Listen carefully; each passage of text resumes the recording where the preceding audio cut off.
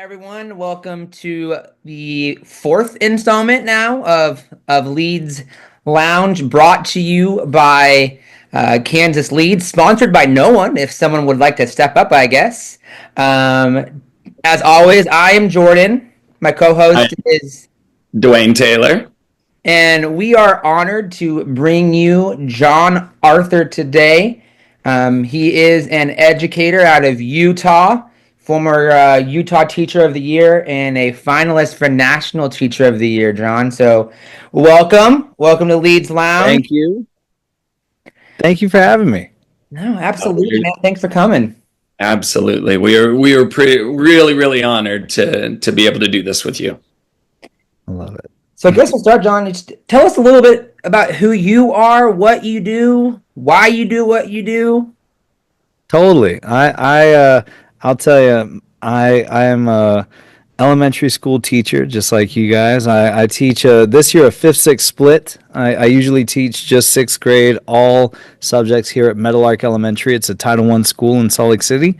But you know how it goes. Due to logistics, I've ended up with a classroom that's half fifth graders this year and half sixth graders. So half my kids are 10 and they want to play tag, and then the other half are 12 and they're like, we're talking, go away. And it's been that energy all year, and I've loved it. It's been super fun. And as you said, I was the 2021 Utah Teacher of the Year, National Teacher of the Year finalist, and all of that is entirely because my students are dope. They're brilliant, and I've created a workshop style classroom in which they get to create, especially digital media projects like podcasts, short films, things that they get to share out with a broader audience that are amazing and that make me look very good, just coasting on their greatness. And I couldn't love it anymore. Even in these hard times, there's nothing else I'd rather be doing than just teaching a room full of kids. Awesome. I love what you said about, we are as good as like our kids is what makes our job. Our students are what bring us in the building each day and just help them to achieve. That was pretty awesome. So Thank you. Well, you know how it goes. That's what we do.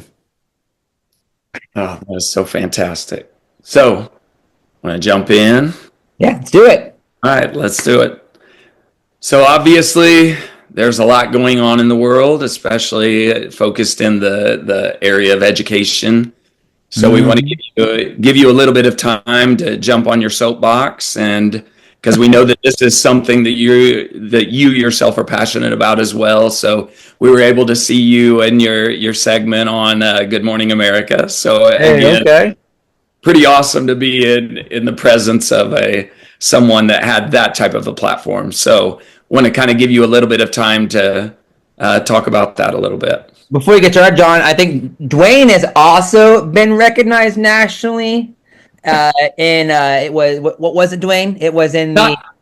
Oh, and I was published in the New York Times. There you So go. Hey. Oh. I was part of a piece that recognized the need for strong male role models, if I can call myself that, but as a kindergarten teacher. So that was a pretty big honor to be on there with some amazing male teachers that teach in primary. So thank you, on though. you.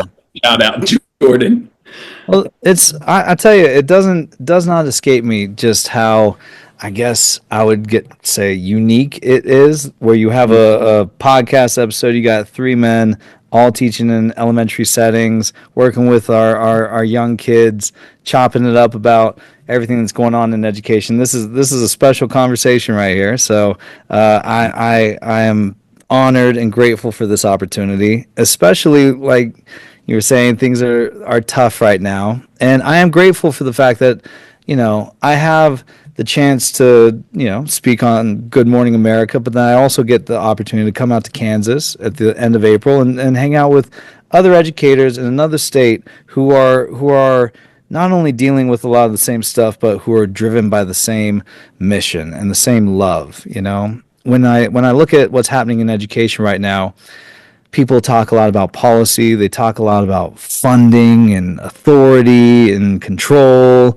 And the things that they don't talk enough about are kids and love. And that's why we do what we do. You know, other people make their choices for their professions for, you know, various reasons, and I don't hold any of those against anybody, but at our hearts, we educators are not driven by a profit motive. We're driven by love. And so when I look at things like the Department of Education being dismantled or at least severely weakened, my heart hurts because I know that children I love are going to be impacted. I teach at a Title I school, and no matter how much anybody says, that funding will still be in place. No matter how many times they tell us that that is federally appropriated, it goes all the way back to the Elementary and Secondary Education Acts, that funding isn't going anywhere. The people who oversee that funding and make sure that it makes it from point A to my classroom, many of them have lost their jobs. And so when I call up and I need to talk to somebody either about that or about my outstanding student loan, you know, from getting my master's so I could become a teacher, whatever it may be, there are fewer people to answer those calls and to take care of me and my colleagues, which means that we are less equipped and less secure in our own lives, and therefore less able to come into the classroom and give everything we've got to these children that we love so much. And I'll be honest, I am probably weathering the storm better than most because I've got a platform that other people don't have. I also have a wife who's very successful unto herself. I get to be a public school teacher because I got a sugar mama. She makes way more money than I do. And so I get to work with the 11 and 12-year-olds all day long. It's a beautiful thing.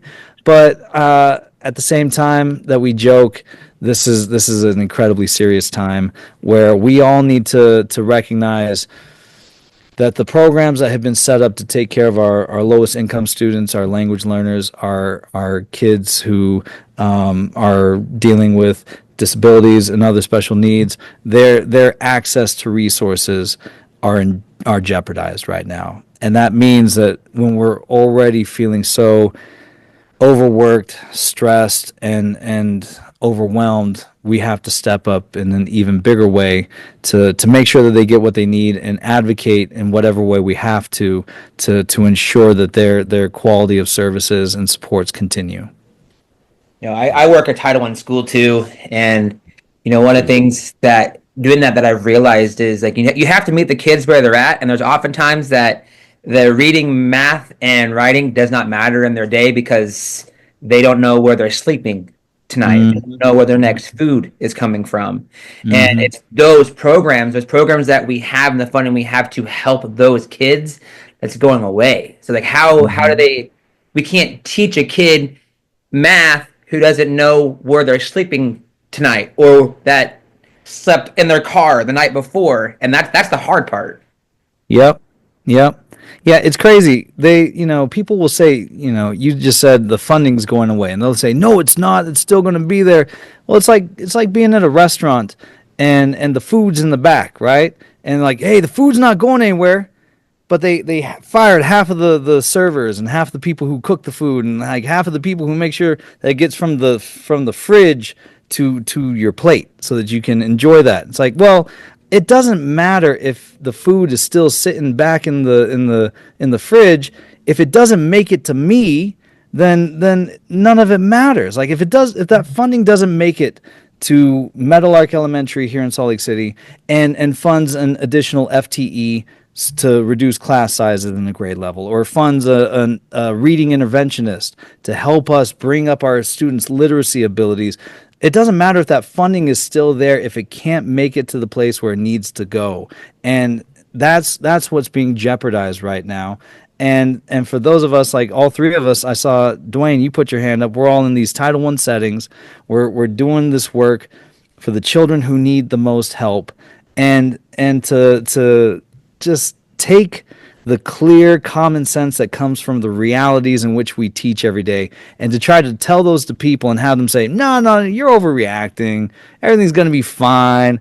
Like, you are underreacting. I work in this. You don't know. We're the ones who know. Listen to us, please. and and so it's so good for the soul to be in conversation with you guys, with two others who get it. You know what we're about to face, and you know how much more we're going to have to step up to compensate for our lawmakers' neglect. Well said. And when you say that, like, not only do we need the money to get here, we need it to get here when we need it. Mm-hmm. Because these students right now, this is the one that it's impacting the most. And some of these things that it's going to be impossible to overcome if we don't meet it at this need right now. That's exactly right. I think part of the other part of your argument there is that if you live or work in a state where your lawmakers like public education, they push public education. That's one thing. But when you work in a state that's pushing those school vouchers or all of that kind of stuff, it's scary on this, and that's kind of where Kansas is at. They're pushing school vouchers. The legislature won't fully fund a SPED program. It's like when they do control even more money, how long is it going to take to get where it's going to get to? And it makes our jobs harder on top of an already difficult job. Absolutely. Let's shift that conversation, though. I mean, it is doom and gloom. What can we do? Where can we advocate? Where can we focus our effort to try to get that point across? Yeah.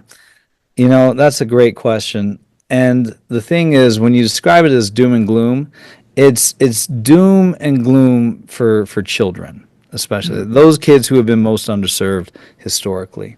And we as teachers have been standing out in that doom and gloom with umbrellas over the kids' heads, trying to shield them from this downpour, and with that shield in place, educate them, right? To try and catch them up to the place where others who are cruising in the sunshine have been more easily able to get to, right? And so this isn't new for us as teachers, dealing with less funding than we ought to have, trying to overcome policies and laws that are being made by people who don't understand the realities of the classroom. And that's one of the things that gives me hope. It distresses me that I have to use skills that I developed through hard times in education. I'm out here in Utah. It's a state where education has historically been very underfunded. We have the second lowest per pupil spending in the country. Us in Idaho, we compete every year for that 51st slot. And yet we have been able to perform above our weight, to get results that are exceptional. And here in my classroom, my students in this community have also performed very well over the years. And the thing that has made them the most successful, and the thing that I'm proudest of in my practice, is I provide my students opportunities to leverage their own genius and shine, right? I create an opportunity in my classroom, in an environment in which I don't ask myself, how much content can my kids consume in 1 year? Instead, I ask myself, how much content can my kids create in a single school year? I teach them how to become digital content creators and also champions for themselves, their families, and their communities. And they make short films, music videos, podcasts, blog posts, all this stuff around things that they really care about. And because they feel empowered and purpose-driven in our classroom, their math scores go up, their reading scores go up. They do all those other things. And don't get me wrong, I also teach a ton of boring, direct instruction. I do all the things that we all have to do, but that stuff is far more enjoyable when a good part of your day is spent being productive around things that you care about. For example, right now my students in this time of doom and gloom are thinking as community leaders.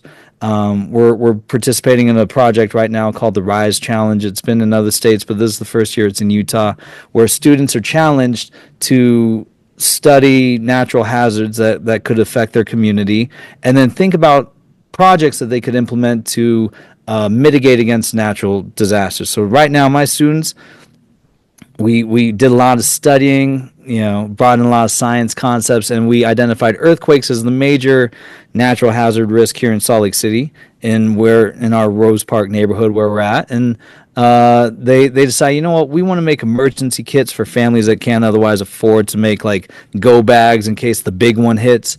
But we want to fill it with stuff that will help them if they've got a toddler, because we can only make, like, with the budget they gave us, we can make about 80 of these. And so we're putting in like little fruit pouches, like chew toys, like not dog chew toys. What do you call it? Teething toys. I just realized I used the wrong term. I have a toddler. No squeaky chew toys. I have a toddler. I'm sure he would be a-okay with a squeaky chew toy. Totally right. Totally fine. They're basically both like the best creatures on earth, anyways. But then also, like emergency blankets, along with a picture book that my students have made, so that little kids and like siblings can know how best to react in case of an earthquake. And this is the kind of work that my kids are doing. There's a lot of science integration there. They had to calculate a lot of unit prices, a lot of 6th grade and 5th grade math in there. But in the times where they have to sit at their homes and listen to their parents worry about, are we going to get deported? Can't afford gas. Property values are going up because of, like new apartment buildings coming in. Do we have to move because we can't afford rent anymore? To reframe them from kids who are scared to kids who need to lead and think about themselves as community leaders. That's the best way to get through hard times. Make them feel like they can actually do something to improve their situation. And not only can they must, because their family needs them to, their community needs them to, their school needs them to. And working with the 5th and 6th graders, getting to tell them, you guys are the example, so walk down the hallway right. You are the example, so that's why you're shh when you're going past the library. No, you guys are the leaders. That's why you got to think about how you take care of toddlers out in the neighborhood. You guys are the leaders, so this is how you protect us against earthquakes. This is how you pass out information cards to people who are afraid of ICE raids and other immigration issues. Like, this is your opportunity, and not only that, your responsibility to rise for everybody else. So incredibly inspirational. Like, that's the first thing that I was going to ask you about. You totally hit on everything. Was the focus right now on mental health, on the social well-being. How do you improve that? But by giving those students that purpose-driven, the lessons that you're doing, like, the engagement I can imagine in your classroom, that kind of, with that mentorship, just incredible. Thank you. Yeah. I guess on that same page, it's leaning on the little things, leaning into the kids, their mental health. One of the other, part of education aside, and that teacher burnout's a real thing. And how do teachers take care of themselves too? We give so much to our kids and hours upon hours, and we worry about that. And how do we take care of ourselves at the same time as we're trying to take care of 22, 25 little kids as well? That's the $1 million question, right? And nobody knows. Like, teachers don't know how to take care of themselves because we are, trying to take care of other people. We neglect ourselves, our health. Like, not for nothing, guys. Like, I don't know if like people were like, we need to put together a team of the healthiest dudes around. I don't know if they come to John, Jordan, and Dwayne right now, because we're like, testing season's upon us. We're like a little pasty. Like, we're giving everything we got to other people, right? And when I talk to lawmakers and legislators and policy people about this, I always fall back on the simple answer, which they refuse to find a good solution to, is, to help better take care of teachers, we need higher pay, better working conditions, and greater respect. Like, for me, it boils down to those three things simply. And then within those buckets, there's a lot there. And when I talk to lawmakers in the state here in Utah, they've actually done a good job over the last several years of increasing teacher salaries. Our pay has gone up. I think a lot of that is a product of the market and the fact that, the supply has gone down and the demand has gone up. So they necessarily need to pay us more, but they have. But when it comes to working conditions, they've gotten worse. They just have, and a lot of that has to do with the shortages we're facing and the increased demands. The idea that 4 years on from the pandemic, they look at the nation's report card and they say, "Oh man, students have not rebounded as much as they should in these subjects." It's like, how dare you? How dare you try to judge this Herculean effort that the biggest, hearted adults in the U.S. are engaged in right now? We've lost so many of the best and brightest in our workforce because they decided, this is too much. I'm going to the private sector. I'm going to go make more money for better working conditions. And so those of us who are left, those of us who are not just teachers but survivors, who worked through the pandemic and everything else that we're dealing with, how dare you try to judge us when you have not stepped up to take care of us?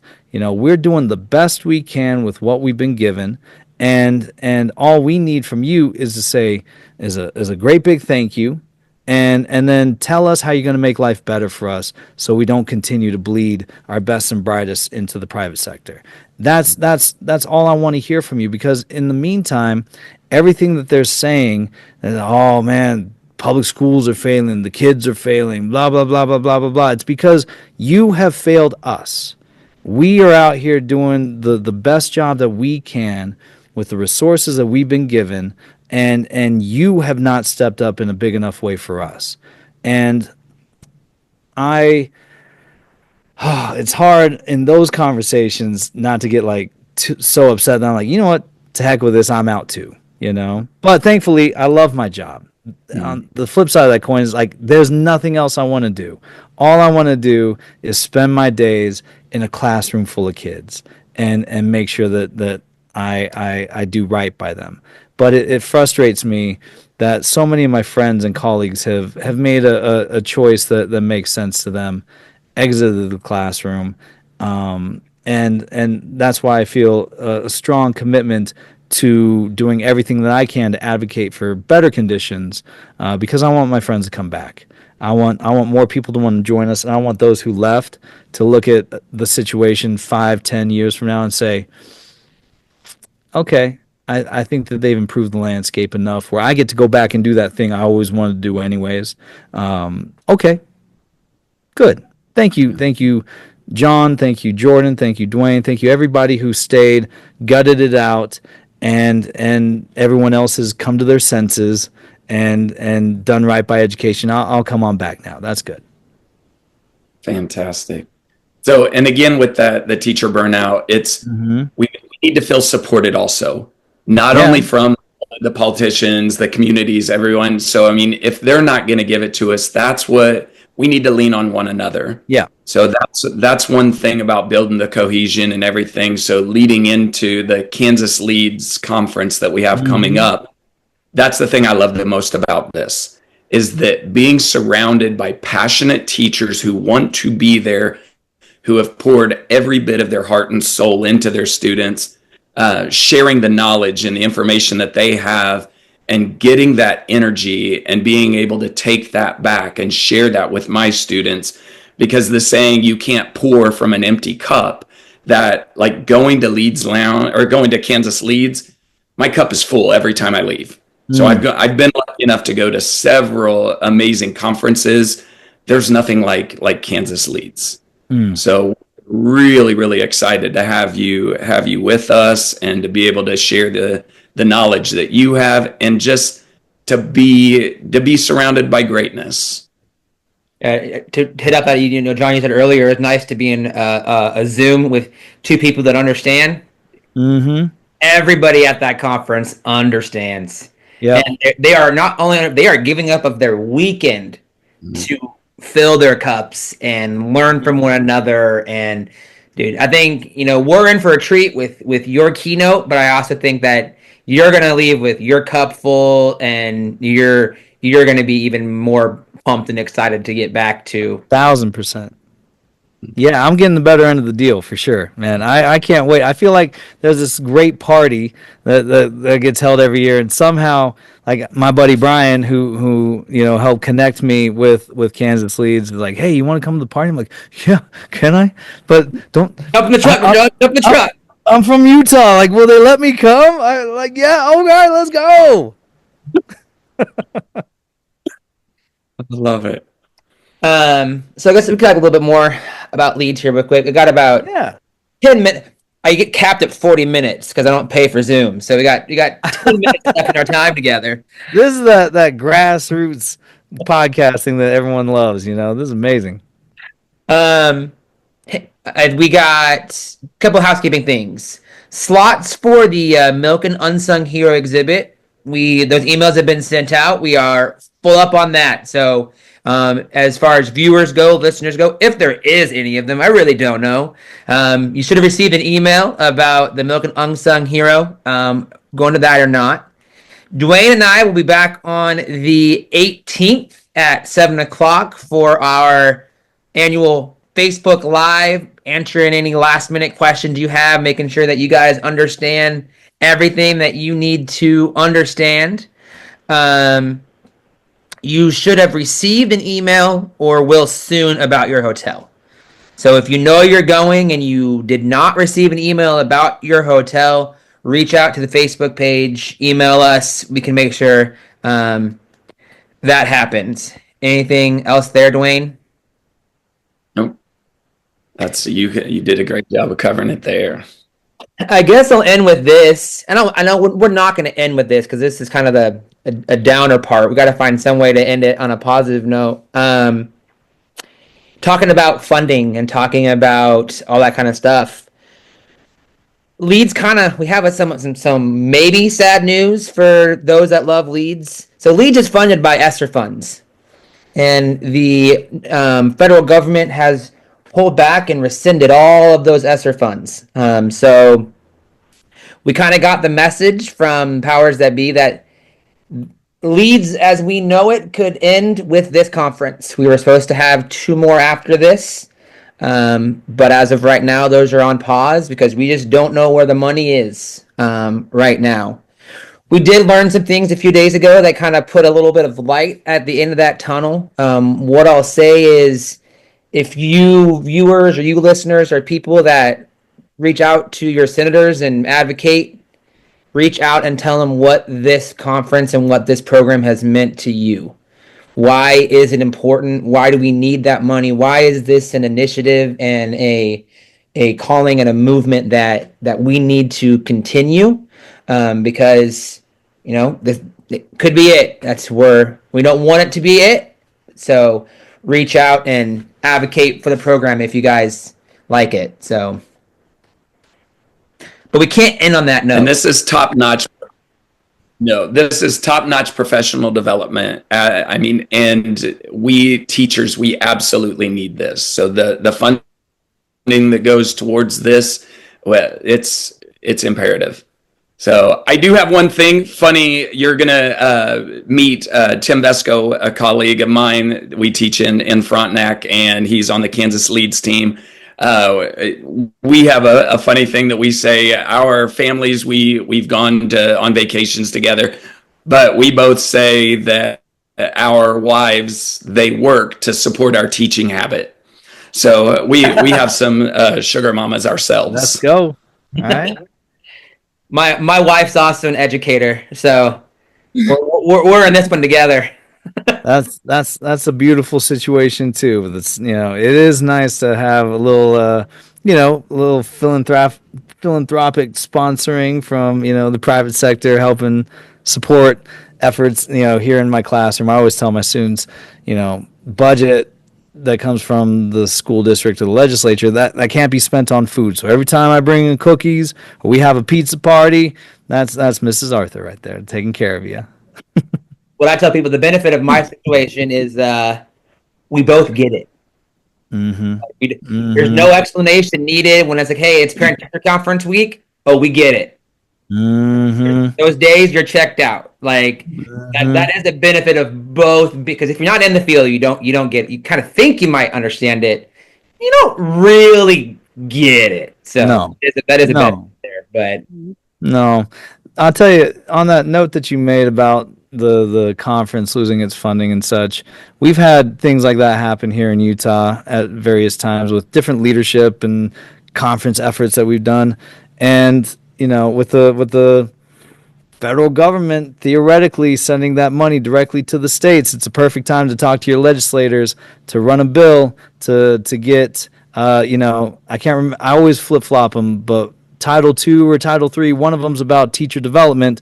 So theoretically, they should be getting these additional direct funds from the federal government that are dedicated through the title programs to pay for professional development. So, I mean, what better reason or what better cause could the Kansas legislature find and use for that money than a conference that brings together fired up, passionate educators who will then disseminate that fire and that beauty back to their sites and their districts and spread the love in Kansas. So they may have more money than they did before to support this kind of effort. I think that is a beautiful moment to end on, John. Beautiful send off there. So, on that note, guys, I guess that is listeners. That's going to be it for this session.